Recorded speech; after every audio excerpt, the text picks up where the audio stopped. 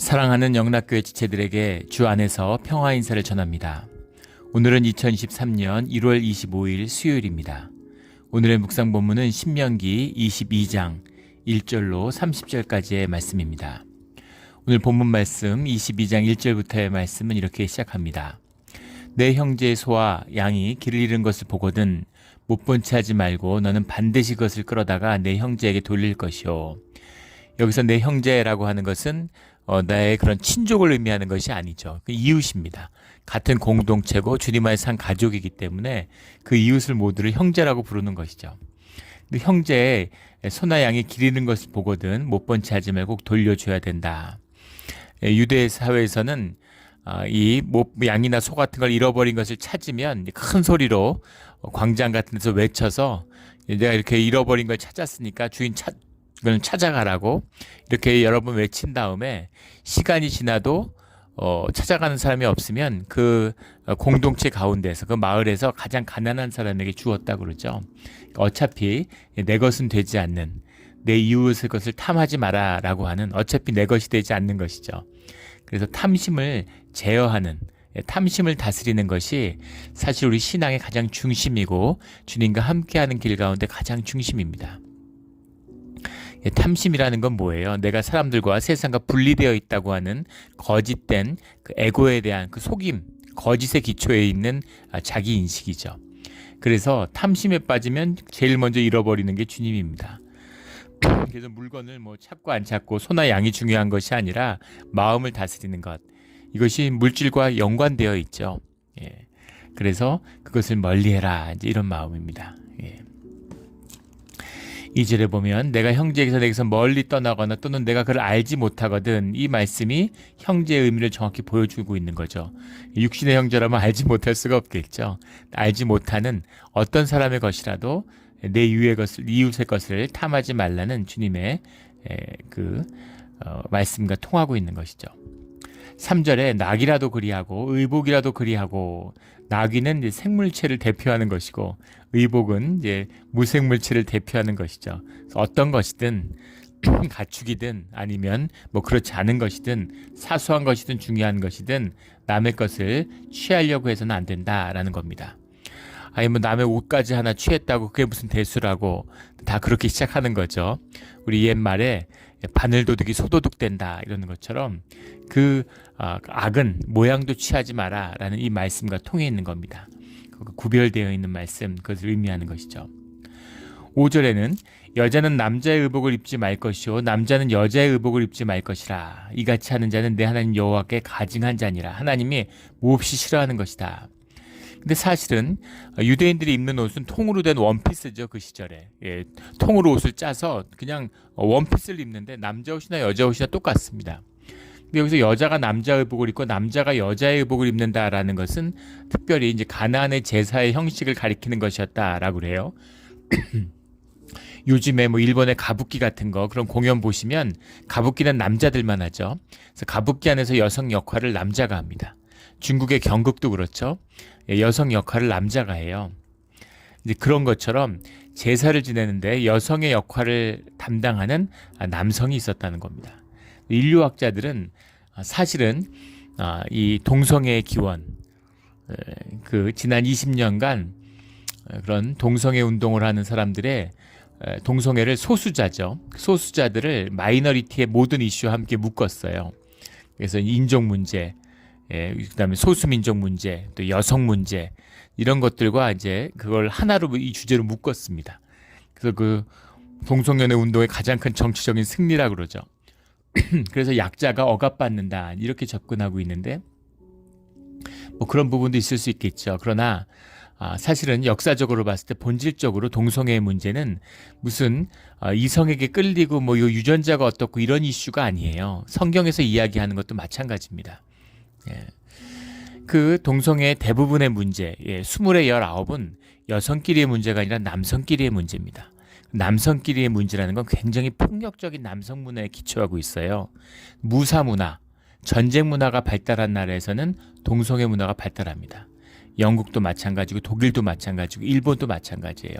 근데 전사 문화, 무사의 문화가 발달하지 않은 한국이나 중국 같은 데서는 동성애 문화가 별로 강하지 않아요. 일본 같은 데 굉장히 강합니다. 그래서 이것이 굉장히 공격적인 문화와 관련이 있습니다. 고대에는 굉장히 폭력적인 사회였기 때문에 이런 문화가 일상화되어 있는 것이죠. 이런 것에 대한 경고의 의미입니다. 더 깊이 들어가면 하나님의 창조 질서를 어지럽힌다는 뜻이 들어있죠. 이 남성과 여성은 깊이 영적으로 보면 우리가 주님이 최초에 만드신 아담, 주님의 형상에 따라 만들었는데 그 안에는 남성성과 여성성이 하나였죠. 그런데 아담으로부터 하와를 분리해내는 여성으로서 분리해냄으로 인해서 남성과 여성으로 나누어진 겁니다. 남녀가 하나 되는 비밀이 사실은 하나님의 형상의 비밀이죠. 남성은 여성성을 회복해야 되고 여성은 남성성을 회복해야 돼요. 남자의 육성이 죽어가면 남성성의 육성이 죽어갈수록 안에 있는 심령의 여성성이라는 것이 드러납니다. 여성도 마찬가지죠.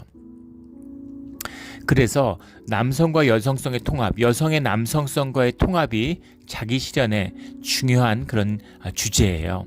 이런 걸 이뤄내야 되는 거죠. 유대 전승에 보면 엘리야 같은 사람이 그런 아담을 다시 이뤄냈다. 엘리야의 영적인 의미는 굉장히 크게 보는 것이죠. 예. 여성성과 남성성의 통합이 자기 실현의 길이다라는 오랜 통찰이 있습니다. 근데 여기서 여성성, 남성성이라는 건 섹스를 의미하는 것이 아니에요. 예, 우리의 안에 있는 어머니와 같은 사람을 양육하고 보살피는 마음, 이런 여성성이 대표죠. 또 뭔가 진취적이고 또 공격적인 그런 어떤 리더십 같은 거, 이런 남성성이죠. 여성성은 남성성이 필요하고 남성은 여성성이 필요한 겁니다. 결혼을 통해 이루어지는 것이기도 하지만 궁극적으로는 우리의 내면을 통해 이루어야 되는 우리의 본질적인 영적인 소명이고 충동이라는 거예요. 그래서 그것에 대한 충동이 사람 안에 있는 겁니다. 그런데 그것을 영적으로 이루어내지 못하니까 그게 이제 모든 것이 그렇지만 끝에서 뒤틀어지는 것이죠. 이것의 그 여성성의 추구, 남성성의 추구가 세상적으로 병든 것, 이것이 이교적으로 잘못 표현된 것, 이런 것이 바로 이런 남성이 여성 그런 크로스 드레싱 이런 것으로 드러났다라는 거죠. 그래서 이런 것은 하나님의 창조 질서를 어지럽히는 것이다. 주님이 가증히 여기시는 것이다라는 겁니다. 세상을 봐요. 자꾸 유니섹스로 가려고 그러잖아요. 예. 화장실도 하나로 합치려고 그러고 그런 거를 뭐 정부에서 추진하다가 굉장한 역풍이 불기도 했죠. 예, 그래서 자꾸만 이런 걸 없애려고 하는. 하지만 이것이 본질적으로 나누어져 있는 것입니다. 예, 남성성, 여성성이라는 게 본질적인 것이에요. 예, 페미니스트는 이거를 만들어냈다. 남성 가부장 사회에서 여성성을 만들어냈다고 하는데 아닙니다. 예, 진실은 잘 통찰을 해보세요. 그런 것에 대한 여성성에 대한 남성성에 대한 그런 구별이 확연히 있고 이것을 존중하는 것이 하나님의 창조 질서를 받아들이는 것이다 라는 뜻이 들어있다는 겁니다. 6절에 가면 길을 가다가 나무에나 땅에 있는 새 보금자리 새 새끼가 알이 있고 어미새가 그 새끼 알을 품은 것을 보거든 그 어미새와 새끼를 아울러 취하지 말라 이렇게 되어 있습니다. 어미는 반드시 놓아줘라. 그럼 내가 복을 누리고 장수하리라. 이게 뭘까요? 새끼 낳아줬다고 어미새하고 알을 같이 취하지 않았다고 해서 내가 복을 누리고 장수할 만큼 이게 그렇게 중요한 주제인가? 하나님의 창조 질서, 이 자연과 우리가 하나잖아요. 자연 속에서 우리를 살게 하고 그것을 다스리라는 게 파괴적으로 차지하고 막 그런 이야기가 아니죠. 예, 그것을 다스리라는 얘기, 더미네이트 하는 게 룰 오버인 거죠. 그걸 잘 보살펴야 되는 거죠. 잘 보살피라는 얘기입니다. 개를 키우는데 개를 잘 다스려라. 개의 주인이 인간이다라는 의미가 막 개를 학대하고 막 그런 얘기가 아니잖아요. 개를 잘 보살펴서 주님이 주신 모든 생명들을 잘 가꾸어라. 이런 환경을 잘 다스리는 이것이 주님이 세상에 우리를 보낸 뜻이고 인간의 자리다라는 거죠. 그래서 그 정신을 존중하면 자연의 섭리를 존중하면 생명을 존중하면 사람이 복을 누린다. 자연을 통해서 복을 누린다라는 거죠. 인간이 자연을 존중하지 않고 자연을 막 파괴하고 이러니까 그 피해를 고스란히 입잖아요. 예, 그래서 하나님의 뜻 가운데 그 생명 원리대로 하면 생명이 피어나는 거죠. 30배, 60배, 100배의 열매가 있는 겁니다. 이걸 뭐라고 말을 하겠어요? 사람들이 욕심에 눈이 멀어가지고 농약을 막 뿌려대니까 점점 사과의 영양가가 죽어요. 사과가 점점 겉보기에는 커 보이고 먹음직스러워 보이죠. 그런데 영양가를 점점 잃어서 우리 200년 전, 100년 전에 그 사과의 영양분을 지금 섭취하려면 하루에 사과를 요즘 사과는 16개를 먹어야 된대요. 예. 영양을 다 잃었다는 겁니다. 유기농 사과 같은 거. 그 사과가 그 계속 농약을 주다가 농약을 안 주면 사과가 다 썩어서 수확이 하나도 없는 거죠. 그런데 그것을 10년, 11년, 12년 이렇게 지나다 보면 사과에서 이제 스스로 생명력이 강화돼 가지고 그 병균들을 퇴치할 수 있게 되는 거예요. 그럼 그 사과가 열리는 사과가 너무 맛있어 가지고 그 예전에 한번 우리가 설교 때 예화로도 나눴죠. 그 일본의 유기농 농사 짓던 아주 영적인 이야기잖아요. 나중에는 그 사과를 먹는 사람들이 눈물을 흘린다는 거예요. 너무 맛있어서. 예. 그런 사과. 근데 농약을 안 뿌리니까 돈도 안 들고 농사 짓기도 좋잖아요. 예. 뭐 일도 없어지고. 예. 그런 거 결국은 다 승리하는 거죠. 생명의 섭리입니다. 예. 다 승자가 되는 거예요. 근데 그거를 그냥 파괴하고 그거를 잘해보겠다고 욕심을 내서 점점 더 망치는 이것이 인간이 하는 일이죠. 예전에도 우리 여러 번 나눴죠. 물에 빠진 사람들, 수영 못하는 사람은 살아남는데 올림픽 메달리스트는 물에서 헤엄치다 죽는다는 거 아닙니까? 그 9마일 이상 해상에서 그 조난서가 나면 어떤 사람도 헤엄치지 못한대요. 근데 내가 능력 있고 수영 잘하는데 육지가 보이는 거죠. 육지까지 헤엄치겠다고 가다가 쥐가 나고 저체온증이 와서 죽는다는 겁니다. 근데 물에 떨어져서 정신을 잃어버리는 사람, 수영을 못해서 그냥 나무 통나무 꼭 잡고 있는 사람, 이런 사람은 산다는 거죠. 사람이 물에 빠지면 정신을 잃어도 저절로 몸을 뒤집어서 숨을 쉬게 만들고, 그리고 조류가 물을 밀어내서 사람을 결국은 육지로 몰고 간다는 거예요. 불안함, 초조함, 살겠다는 욕심이 사람을 재난자를 죽인다는 거죠. 참 아이러니하지 않습니까? 우리 인생이 그런 것이죠. 다 먹고 살게 돼 있는데 먹고 살겠다고, 또 남보다 잘 살겠다고, 그래서 삶을 지옥으로 만드는 이 인간의 일입니다. 생명의 원리, 주님의 원리를 깊이 존중해라, 이런 것이죠. 우리 물에 빠졌을 때 고난과 환난 가운데 정신을 잃고 주님의 뜻 가운데 살아나는 우리 모두가 되기를 주의 이름으로 축원합니다. 8절에는 지붕을 만들 때 난간을 만들어라. 사람이 떨어지지 않게 하라. 그 피가 내 집에 돌아갈까 하노라. 무고한 피를 흘리지 말아라. 전부 연결되는 얘기는 주님의 섭리를, 뭐 이런 것까지 규제를 하나, 주님의 섭리를 존중하고 생명의 원리가 무엇인지를 삶 가운데 잊어서는 안 된다. 대충 좋은 게 좋은 거고 그냥 살고 이렇게 되면 안 된다라는 이야기죠. 이 당시의 집들은 이 사막지대 집들이 다 그렇지만 지금도 지붕을 넓게 만들죠. 평평하게 만들어서 지붕 위에다가 이렇게 무슨 파티도 하고 해가 지면 지붕 위에 나가서 있고, 그런데 이제 그 지붕에 난간이 없으면 떨어지잖아요. 그래서 이제 그 율법의 규례에 보면 지붕에는 또 길이를 뭐 1m 이상하게 하고 이런 식으로 돼 있었다는 거죠. 그러니까 그 뜻이 중요한 거죠. 뭔가 규제가 중요한 것이 아니라. 그런데 이런 식의 규제들을 주님의 이름으로 만들었다는 것 자체를 또 인류학이나 역사학에서는 굉장히 깊이 평가합니다. 왜냐하면 당시의 모든 법이라는 것은 통치의 법이에요. 힘 가진 자가 힘 없는 자를 누르기 위한 지배의 법입니다. 그러니까 법이라는 게 주로 형법이죠. 이런 거 하면 가면 안 둬. 이런 거 하면 가면 안 둬. 그런데 삶과 이런 삶의 일상의 생활에 관한 규례 같은 것을 법으로 정해놓은 이런 것은 드물죠. 고대 사회에. 근데 성경에서는 이런 삶의 유익을 위한 그런 규례들이 생겨났다는 것, 이런 것이 주님의 말씀에서 비롯됐다는 것을 우리가 볼 수 있는 그런 힌트죠. 누가 이런 데 관심이 있어요? 통치자가, 왕이 무슨 난간을 만들던 뭐 지붕에서 떨어지던 무슨 관심입니까? 알아서 하는 거겠죠. 근데 그런 것이 아니라 그렇게 무고하게 사람이 실수로 죽으면 그 죽음에 대한 피의 죄값, 이런 것이 너희에게 올무가 된다, 이런 말씀인 거죠. 요즘으로 하면 공장 같은 데 안전사고가 나지 않도록 조심해라, 이런 말씀과 같은 것입니다. 생명에 대한 깊은 존중이죠. 기독교 문명의 유산이에요. 미국 같은 데도 보면 깊은 생명 존중이 있죠. 근데 우리가 이제 중국도 그렇고 한국도 그렇고 보면 뭐 중국하고 비교할 건 아니지만 여전히 아무리 경제가 발전하고 선진국이 됐다고 그래도 여전히 안전 불감증, 생명을 소중히 여기지 못하는 그런 걸 아까워하는 거죠.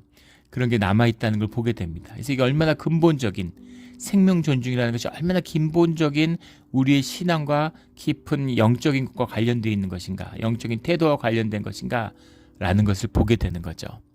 늘 생명을 존중하는 우리 모두가 되기를 주의 이름으로 축원합니다. 9절에 내 포도원에 두 종자를 섞어 뿌리지 말라. 그리하면 내가 뿌린 씨의 열매와 포도원의 소산을 다 빼앗길까 하노라. 다 빼앗길까 하노라 이렇게 해석을 했는데 펜카다스, 티카다스, 펜티카다스라는 말입니다. 티카다스라는 말이 카다스라는 말이 코데시에서 온 말이에요. 코데시라는 거 우리가 너무나 잘 아는 구별하다, 성별하다, 세이크리드 그 말이잖아요. 그래서 이것이 깨끗하게 되지 않을까 염려한다 이런 말입니다. 그래서 빼앗길까라니까 뭐 소산이 없다 이런 뜻이 아니라 소산이 깨끗하지 못할까 싶다라는 거예요. 그럼 종자를 섞어 뿌린다는 게 무슨 의미일까? 지금도 나파나 소노마 이런 데 가면 겨울에 가보시면 유채꽃이 확 펴서 아주 장관이죠. 유채꽃과 포도씨를 같이 뿌려요. 그러면 농사에 굉장히 유익하고 도움이 된다는 겁니다. 근데 포도원의 종자를 섞어 뿌리지 말라라는 의미는 혼합주의에 대한 경계죠. 섞지 말라는 겁니다. 이 말씀이 구체적인 무슨 농작법에 대한 규제가 아니라 가나안 땅에 들어갔는데 가나안 땅과 섞여서는 안 된다. 항상 교회도 그렇지만 세상과 구별되는 것이죠. 구별돼야 한다는 겁니다. 지켜져야 된다는 겁니다. 이걸 자꾸 섞으려는 움직임이 있어요. 그런 것을 하면 안 된다. 우리 지난 주일날 나누었던 이세벨의 무리, 세상과 섞으려는 것이죠. 교회가 구별되어 있는데 세상과 섞으려는 거예요. 그런 것을 경계하고 있는 겁니다. 그렇게 해서는 안 되는 거죠. 예전에 교회에 처음 왔는데 교회 남신도에 있는 분이 집사님이 찾아와서 그런 얘기를 해요. 교인 집에 가가지고 남성도들끼리 철야 기도회를 하려고 그러는데 괜찮겠느냐고 이렇게 물어보시는 거예요. 그래서 제가 하지 말라고 그랬습니다. 새벽 기도도 안 하는 분들이 무슨 철야 기도회를 하겠어요.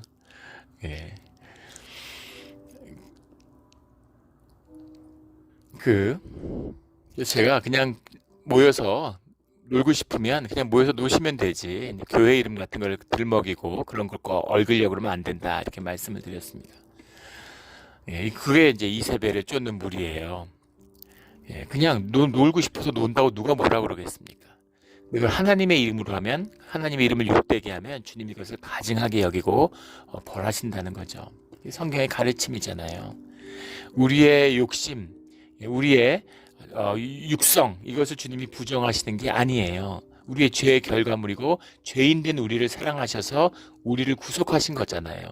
그 죄를 위해서 십자가를 지신 거잖아요. 늘 우리가 죄에 대해서 정직해야 되는 겁니다.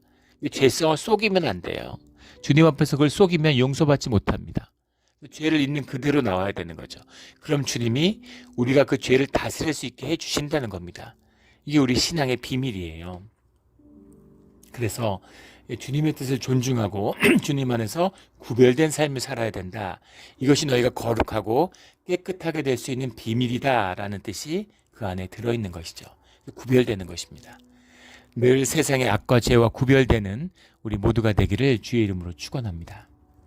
10절에 너는 소와 나귀를 결의하여 갈지 말며, 소와 나귀를 결의한다라는 말이 결의가 간다는 얘기죠. 결의라는 것은 이제 두 마리가 소가 끄는 쟁기를 의미하는 거죠. 그게 결의죠. 근데 거기서 뜻이 진화해서 결의한다라 그러면 이제 밭갈이를 한다, 뭐 농가리를 한다, 땅을 간다는 얘기입니다. 그래서 소 두 마리가 끄는 것을 결이라고 그러고, 이제 한 마리가 끄는 것을 홀이라고 그러죠.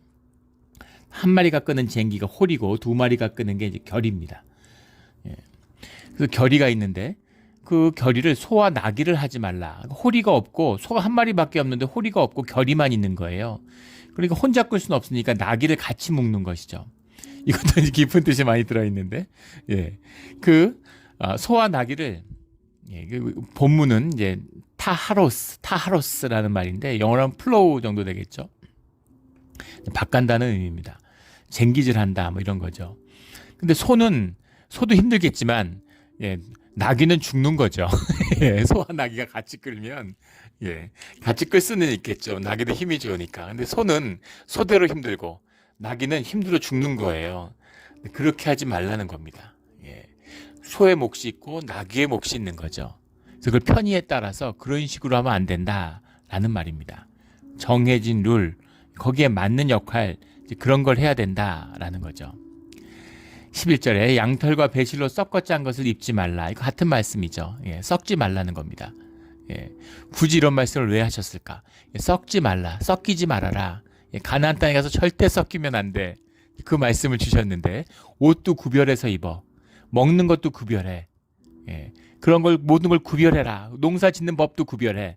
가나안하고는 절대 섞이지 마. 왜냐하면 우상 숭배를 하는 족속이고 그것에 의해서 음란함으로 또 주님을 잃어버리는 것으로 참남함으로 이것이 결국은 인간성의 퇴보와 황폐함을 가져오는 그것이 그 결국이 그렇게 되기 때문이에요.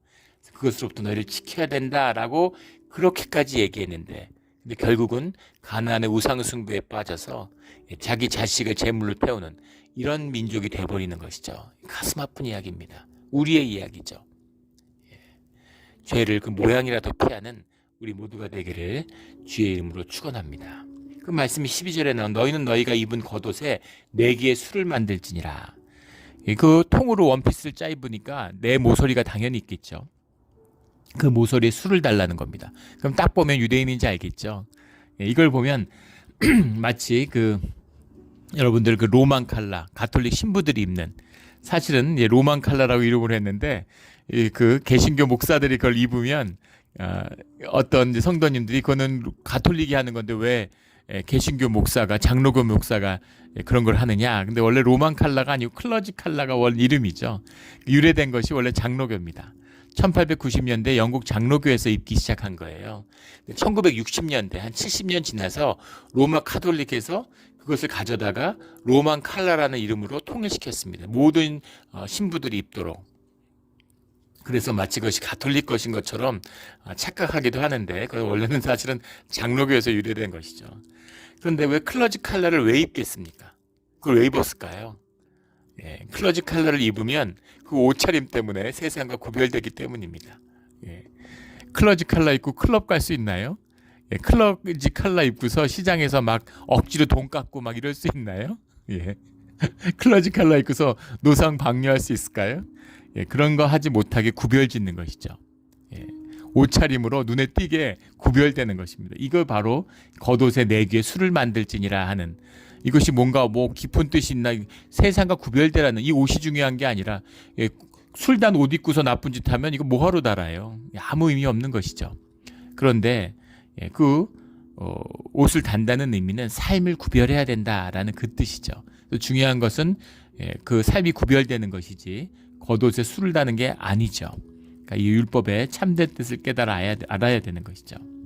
13절부터는 굉장히 30절까지 길게 이제 순결에 관한 법이 나옵니다. 13절부터 보면 아내를 맞이했는데 아내에게 14절에 보면 비방거리를 만들고 누명을 씌워서 여자가 순결하지 못하다, 문란한 여자였다, 처녀가 아니다 이렇게 이야기를 했을 때 15절에 그 처녀의 부모가 그 처녀의 처녀인표를 얻어가지고 그 성문 장로들에게 가서 그 성문 장로들에게 간다는 얘기는 공개 재판을 벌인다는 얘기죠. 성문 앞에서 재판을 하기 때문에 이 문제를 근데 이게 무슨 가정사나 가정의 혼란한 이런 얘기 아니라 이것을 공개적인 재판으로 다뤄야 된다는 이것도 굉장히 혁명적인 이야기예요. 이 시대의 개념으로 본다면 이 여성들을 무슨 소유물처럼 여겼던 시대입니다. 돈 주고 사고 팔던 시대예요. 이런 때인데 그런 문제에서 여자가 순결이 있니 없니 하는 것을 남편이 문제 삼았는데 그럴 것을 가정에서 해결할 일이 아니라 그것은 공개 재판, 공적인 재판, 성문 앞으로 가져와라는 거죠. 이것은 주님 앞에서 이거 어떤 것이 공의의 문제로 다뤄야 될 주제다 이런 얘기입니다. 그것이 무슨 순결법이라고 해서 여성의 순결성을 강조하는 의미가 아니라 거짓의 문제를 강조하는 것이죠. 거짓을 이야기하는 거예요. 재혼도 할 수 있는데 순결이 뭐 그렇게 중요하겠어요. 그런 얘기를 하는 게 아닙니다. 그런데 순결하다는 것을 속이면, 그것을 부부의 순결의 징표를 속이면 그건 큰 죄가 된다라는 얘기죠. 늘 성경은 진실함, 거짓에 대한 문제를 이야기하고 있어요. 굉장히 중요한 얘기입니다. 그런데 만약에 누명을 씌운다 부인한테 처녀인데 처녀가 아니라 그런다? 이러면 공의의 재판으로 가지고 나와라 이런 겁니다. 처녀의 처녀인표, 이게 무슨 말일까? 베툴레 한아르, 하나아르, 베툴레 한아르 이런 말인데, 베틀레라는 건 이제 그 처녀성, virginity를 말하는 거고, 하나르라는 말은 이제 여자, 걸 이런 얘기인데, 이제 뭐 evidence 이런 뜻도 있습니다. 처녀의 징표가 뭘까? 이거 아마도 이제 그 여성이 첫 경험을 하면 이제 처녀막이 이제 그 파열되면서 출혈이 있게 되죠. 그래서 그 출혈을 한 그 이불보 이런 것을 이제 들고 와라, 옷을 들고 와라, 이제 이런 그 증거로 가지고 와라, 이제 이런 이야기겠죠. 그걸 성문 장로들에게 가서 이 문제를 다뤄라 하는 얘기입니다. 쉬운 얘기가 아니죠. 이것을 이제 사실 갖고 와서 펼쳐서 다툰다는 게 이게 보통 일이겠습니까? 그러나 이런 문제를 분명히 해서 그 거짓의 문제를 바로 잡아야 된다는 겁니다. 18절에 그 성읍 장로들은 그 사람을 잡아 때리고 거기에 대한 벌을 분명히 주라는 거죠. 남편이 부인을 비방해요. 가족 문제잖아. 아니라는 겁니다. 이것을 끌어내서 남편을 때리라는 거예요. 공중에서. 그래서 그 벌을 분명히 세워라. 이런 말이죠. 처녀에게 누명을 씌움으로 말미암아 그에게서 은 100세겔을 벌금으로 받아 여자의 아버지에게 주고, 100세겔이 굉장히 큰 돈입니다. 은 100세겔이라고 그러면 이거는 이제 그 명예훼손에 대한 이제 벌금을 내는 것이죠. 요즘 단위로 하면 이제 한 1.14kg 정도 되는데, 우리가 흔히 아는 돌반지로 생각하면 300돈 정도 되는 거예요. 그래서 굉장히 큰 돈이죠. 이것이 이제 와닿으려면 유다가 예수님을 은 30세겔에 팔았다는 것을 기억하면 되겠죠.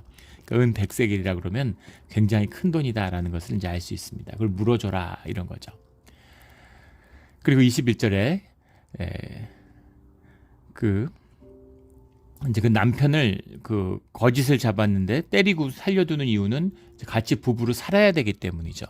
이때 그 남편, 근데 그 반대의 경우에 보면 그 20절에 보면 21절에 그 처녀를 그의 아버지 집 문에 끌어내고 그 성읍 사람들이 그를 돌로 쳐 죽일지니, 만약에 그 여자의 말대로 여자가 문란한 생활을 했다 그런다면, 그렇다면 그걸 끌어내서 돌로 쳐 죽여라 이렇게 얘기합니다. 아니 그러면 여자는 왜 돌로 쳐 죽이는데 남자는 매만 때리고 죽이진 않았느냐? 근데 안 살 거면 모르는데, 살 거면 돈을 벌고 먹여 살리는 게 남편이잖아요. 농경사이고 일을 하는 게 남편이니까 그 뜻이 들어있는 거예요. 그러니까 부인이 과부와 고아를 불쌍히 여기는 것처럼 생존 자체가, 지금 생각하면 안 되죠. 생존 자체가 남편이 없으면 여자가 살기가 어려운 시절입니다. 그래서 그 남편이 그 죄값을 치르고 나면 부인을 데리고 잘 살아야 된다라는 얘기죠. 그런 뜻이 이 안에 들어있는 겁니다. 그리고 또 하나 더 중요한 것은 21절에 나오는 이는 그가 아버지의 집에서 창기의 행동을 하여 이스라엘 중에서 악을 행하였습니다. 그래서 이 여성의 이제 그 혼의 정사를 문제 삼는, 이것이 왜 특별히 강조되었냐면 가나 문화하고 관련이 있는 것이고, 이방 숭배 가운데서 성적 문란함, 우리 그 초대교회에서도 마찬가지죠. 그리스 사회, 로마 사회 마찬가지입니다. 지금은 꿈도 못 꾸는, 상상을 초월하는 음란한 사회였어요. 그렇기 때문에 이런 혼의 정사가 그 매매춘으로 자연스럽게 연결되는 거죠. 그래서 매매춘이 되니까 그거를 그 당시 이제 통제할 수 없는, 걷잡을 수 없는 문제로 이제 퍼지는 겁니다. 그래서 이게 굉장히 그 사회의 본질을 뒤흔들 정도로 문란한 것이었다라는 거죠. 우리 그 요즘 생각하면 마리아나 같은 걸 생각하면 돼요. 마리아나가 이제 합법화되었지만, 이게 막을 수 없으니까 합법화된 것이죠. 세금이라도 걷자. 그리고 법적인 통제 아래 둬서 범죄단체가 시장을 움직이지 못하게 하자. 뭐 이런 뜻도 있습니다. 근데 마리아나를 얘기하는 사람들이 그런 얘기를 해요. 마리아나가 담배의 중독성의 6분의 1밖에 안 되는데, 건강에 대한 해로움도 더 적은데 담배는 안 막으면서 왜 마리아나는 막냐? 맞는 말이죠. 근데 마리아에는 그 THC라고 그러나요? 이제 환각을 일으킬 수도 있는 그런 성분이 들어있죠. 근데 그게 뭐 0.2%인가요? 뭐 0.5% 이하면 환각도 없다고 그러죠. 근데 처음에 우려했던 것처럼 지금 캘리포니아도 마약이 합법화되고 미국에서 계속 종자 개량을 하는 겁니다. 그래서 THC 함유량이 뭐 0.2%, 0.1%인데 지금은 뭐 4%, 5% 이렇게 간다고 그래요. 점점 더 강화되겠죠. 지금 마리화나를 하면 환각 증세가 심하답니다. 뭐 안 해봐서 모르겠지만. 더 큰 문제는 뭐냐면 그 환각의 맛을 본 사람들이 결국은 더 환각이 큰 마약으로 빠져든다는 것이죠. 에스컬레이트 돼가지고 점점 더 센 마약을 찾게 된다는 거예요. 예. 그래서 매매춘도 그렇게 얘기하는 분이 있습니다. 아니 내 몸을 내가 판다는데 누가 뭐라 그러냐. 유럽에서 대부분 매매춘이 합법이죠. 예. 합법인 나라들이 대부분입니다. 포주는 처벌해도 강제로 누구한테 매매춘을 시키는 것은 범죄지만 내가 내 몸의 결정권을 가지는데 그걸 왜 국가가 되니 안 되니 법으로 그러느냐 그렇게 얘기하는 겁니다. 일리가 있는 얘기죠. 법이 뭔데 국가가 뭔데 사생활에 개입을 해 이런 겁니다. 이건 다른 얘기예요. 이것은 신앙의 얘기고 하나님의 우리의 삶의 주인이 됐다는 고백하에 이루어지는 얘기입니다. 내 몸이지만 내게 아니에요. 주님이 우리 안에 와서 성령이 머무시는 성전입니다. 그래서 이것을 귀하게 여겨야 되는 것이죠. 성전을 존귀하게 여겨야 되는 거예요. 이런 차원에서 본다면 이것이 왜 그렇게 큰 죄가 되는지 하는 뜻이 들어있죠. 뭐 깊이 많이 나눌 이야기 아니라 너무나 잘 아는 이야기죠. 우리 주님 안에서 늘 정결한 삶과 몸을 지키는 우리 모두가 되기를 주의 이름으로 축원합니다. 22절에 유부녀와 남자가 동침하면 동침한 남자와 여자를 둘 다 죽여라. 이건 가정을 깨는 일이기 때문인 거죠. 그리고 23절에 보면 이제 여성에 관한 이야기가 나오는데 여성이 성행위를 했는데 소리를 지르지 않았다. 이것은 이제 화관으로 보는 거죠. 그래서 여자가 내가 이렇게 폭행을 당했다고 얘기하더라도 그것이 인정될 수 없다. 그러니까 소리를 질러라 이런 얘기죠. 25절에 가면 만일 남자가 어떤 약혼자 처녀를 들여서 만나서 강간하였다면 강간하였다라고 해석했는데 해지크라는 말입니다. 해지크, force라는 거예요. 강제로 하는 것이죠. 그래서 그 서로의 그 간음이 강제로 이루어졌다. 그것이 강간이다. 라고 한다면 그때는 여자는 책임이 없는 거죠. 남자만 죽여라. 당연한 얘기겠죠. 그래서 그 책임을 묻는다는 겁니다. 그래서 그 성행위 자체를 터부시하거나 성행위를 더럽다고 하는 게 아니에요. 뭐 그런 식으로 뭐 결혼도 하면 안 되고 뭐 이런 식 금욕주의를 이야기하는 것이 아닙니다. 이것은 공의에 관한 이야기 또 생명의 섭리에 관한 말씀이다라는 것을 이제 보게 되는 것이죠. 그리고 설령 그 들에서 이루어지는 일이면 27절에 약혼한 처녀가 소리를 질렀다 하더라도 구원할 자가 없었으니까 그때는 소리 여부와는 상관없다. 들은 사람이 있고 없고 하고는 상관없다. 이제 그런 얘기입니다. 그 다음에 약혼하지 아니한 처녀를 만나서 남자가 그렇게 성행위를 했을 경우에는 동침을 했을 경우에는 29절에 아버지에게 은 50세겔을 주고 19절에 은 100세겔이라는 것은 죄에 대한 벌이죠. 근데 29절에 대한 50세겔이라고 하는 것은 이것은 이제 결혼 지참금 같은 것입니다. 결혼을 해야 된다. 그것에 대한 책임을 져야 된다라는 얘기죠. 약혼한 처녀하고 해야 됐는데 근데 약혼하지 않은 처녀하고 했으면 그것을 반드시 책임을 져라 그 얘기입니다. 요즘 같으면 이제 혼인빙자 간음죄 이런 것이죠. 그 처녀를 아내로 삼을 것이라 그가 그 처녀를 욕보였은지 평생의 그를 버리지 못하리라 이렇게 되어 있습니다. 30절에는 사람이 그의 아버지의 아내를 취하여 아버지의 하체를 드러내지 말지니라. 아버지의 아내를 하체를 드러내지 말라라는 말이 예갈레흐 커나프 아비브라는 말입니다. 아비브라는 게 이제 아버지죠. 파더이죠. 커나프라는 것이 이제 침대, 베드도 되고 스커트 뭐 이런 것도 되고 그런데 그런 것을 드러내지 말아라 이런 것이죠. 예갈레흐라는 말이 이제 언커버입니다. 영어로 하면. 그러니까 치마를 들치지 말아라 이런 얘기. 치부를 드러내다 이런 것이죠. 아버지의 치부를 아버지를 부끄럽게 만드는 행위다라는 얘기입니다. 그래서 사실은 아버지의 첩을 둬서는 안 되는데 첩을 뒀는데 그것을 자식이 취하면 안 된다. 그것은 부끄러운 짓이다. 이런 짓이죠. 이런 것이죠. 아버지의 부끄러움이 자식의 부끄러움이 되는 짓이다. 이런 얘기기도 합니다. 그래서 이렇게 하지 말아야 할 일들 그래서 뭐 이렇게 하지 말라는 일이 많나? 본질은 하나입니다. 주님의 뜻을 존중하고 생명의 원리를 귀하게 여겨라, 이 뜻이죠. 예. 율법이 뭐예요? 오늘 뭐 나귀에 대한 이야기, 뭐 소나 양의 길 잃은 이야기, 예, 내 하나님을 사랑하다 내 이웃을 사랑해야 된다라고 예수님이 딱 한마디로 정리해 주셨어요. 그겁니다. 예. 너 하나님을 사랑하는지 안 사랑하는지 어떻게 알아? 예, 북을 치면서 구제하고 거리에서 소리 질러서 통성 기도하고 그런 거 하지 마. 예. 내 이웃을 사랑하는 게 내 아버지를 사랑하는 거다. 예, 그 말씀이죠. 근데 그것을 613가지의 율법으로 발전시켰어요. 유대인들이 지키지도 않는데 왜 율법을 자꾸 만들까요? 외형만 취하고 본질을 버리려고 그러는 것이죠. 본질을 지킬 수 없으니까 외형을 만드는 것입니다. 그물을 아무리 촘촘하게 짜도 물을 가둘 수 없죠.